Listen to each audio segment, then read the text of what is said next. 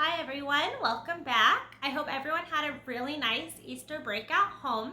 Today we're going to read the story, Moon's First Friends, One Giant Leap for Friendship. Words by Susanna, Leonard Hill, and pictures by Elisa Paganelli.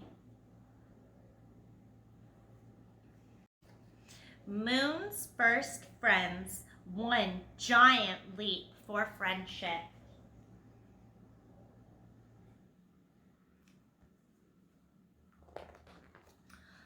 The moon was queen of the night sky. She was so bright that everything she touched glowed with silver light. But after many, many years had passed, she was lonely. If only someone would visit me, she said.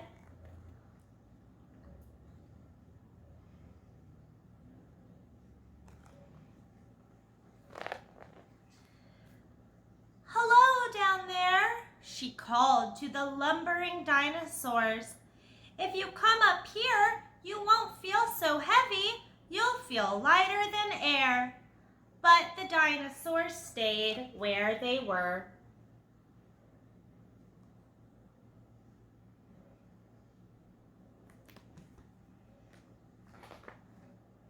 Under the moon's watchful eye, the surface of the earth changed. The moon saw glorious new creatures come and go. What kind of creatures did she see? A saber-toothed tiger, the woolly mammoth, dodo birds, mastodons, whales, rhinoceroses, and elephants. But they all stayed earthbound and rarely looked up to her in the night sky.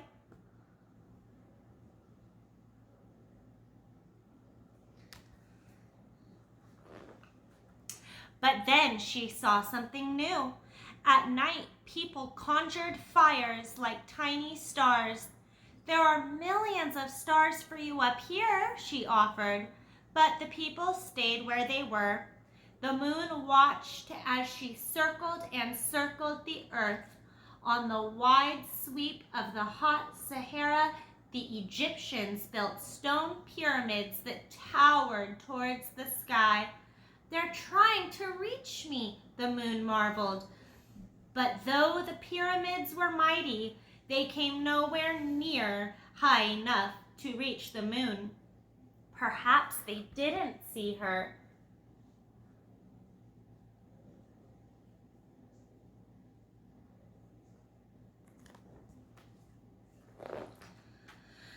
She spun and twirled from new moon to majestic silver pearl and back again, showing off for the people below. But no one came.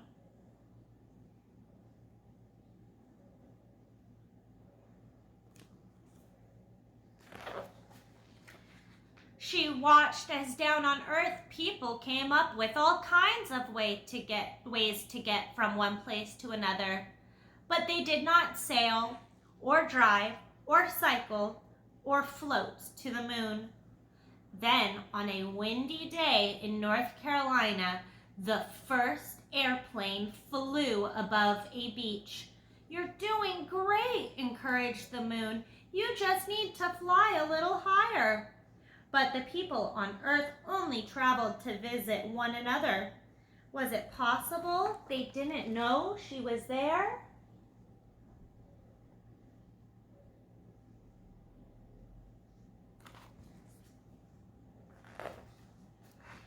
At high noon, the moon slipped purposefully between the earth and the sun, blocking all the daylight.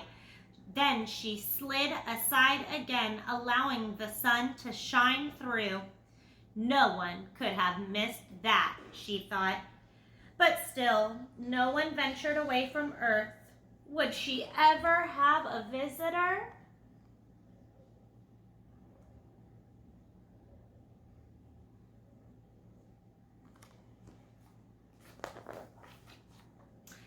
Just when the moon was losing hope, the people on Earth began to experiment with rockets. and the moon watched with great interest, but the humans still had a lot to learn. One day, the moon's hopes soared. A chimpanzee in a mercury capsule rocketed towards her, a visitor at last. But alas, he returned to Earth without reaching her.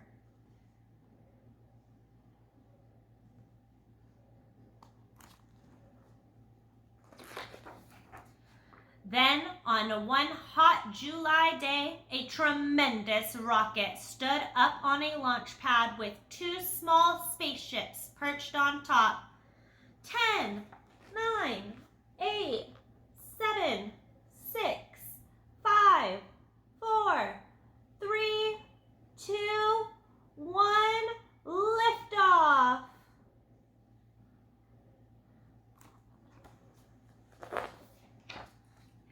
At 30 stories high and weighing 6 million pounds, the rocket rose into the air amid an explosion of flames, slowly at first and then faster and faster. The rocket fell away in stages, but the two spaceships hurtled towards the moon. "They're coming," the moon said. "They're actually coming."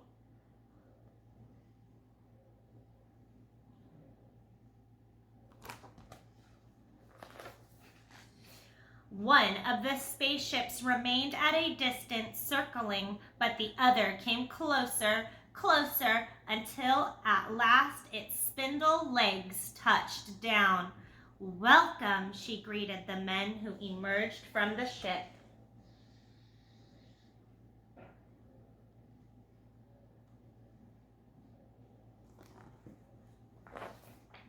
The astronauts walked across her surface with great bounding steps. They made her dust bloom. They seemed delighted with how far they could travel with each stride. The moon gave them gifts of moon rocks and dust. "Take these back to Earth," she said.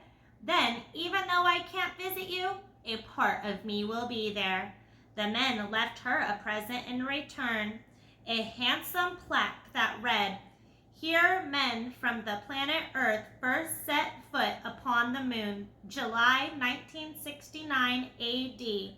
We came in peace for all mankind." They also left her a beautiful flag with red and white stripes and a scattering of white stars on a blue background.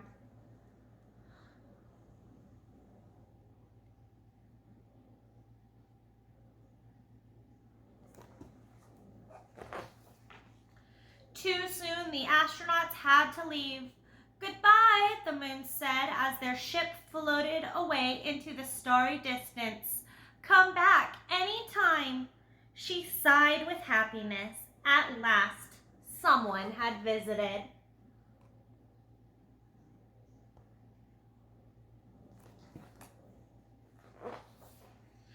And now she had hoped that it would happen again and again. Maybe one day you will visit her.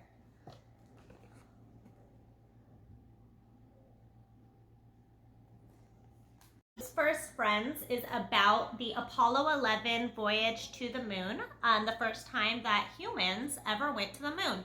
So at the end of the book, it has a lot of great information about the moon, about NASA, and about the Apollo 11 mission. I'm just going to go through it with you guys and show you guys some of the cool stuff. So the first thing I'm going to show you guys is the phases of the moon. Do you remember the page where she was dancing in the night sky?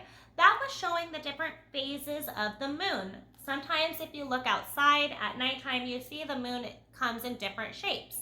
So these are the phases. There's new moon, a waxing crescent, first quarter, waxing gibbons, full moon, waning gibbons, last quarter, and waning crescent. So when you see the moon, whatever shape it is in, that will tell you what phase the moon is in.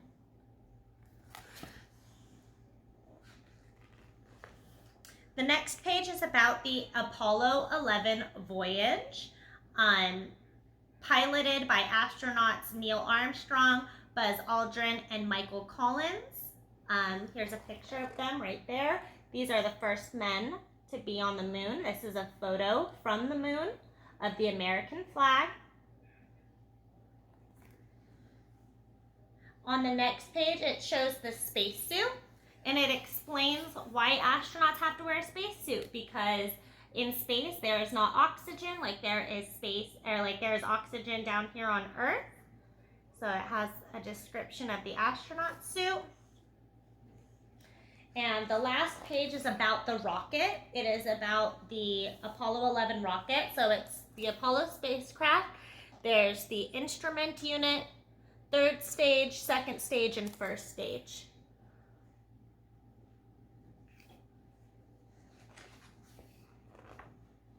And yeah, just lots of great information about the rocket and the Apollo 11 mission. I got this book because I have a lot of students that love space.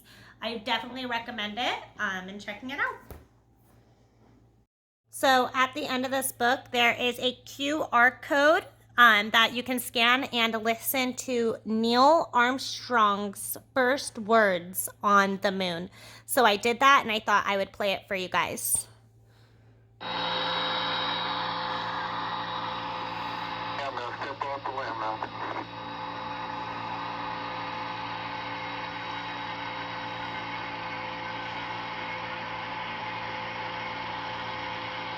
One small step for man,